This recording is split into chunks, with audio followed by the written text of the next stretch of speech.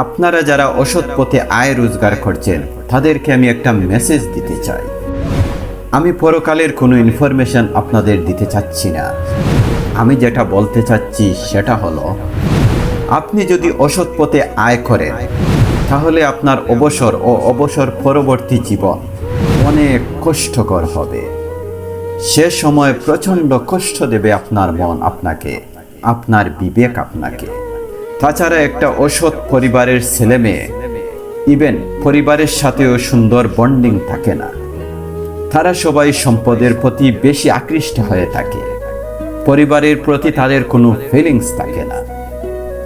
একটা সময় আপনি দেখবেন খুব একা হয়ে গেছেন।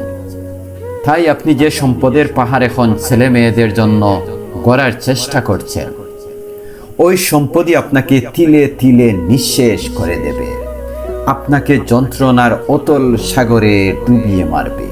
তাই এখনো সময় আছে আল্লাহর দিকে ফিরে আসার, এখনো সময় আছে চিন্তা করার। সবাই ভালো থাকবেন, সুস্থ থাকবেন। আল্লাহ হাফেজ।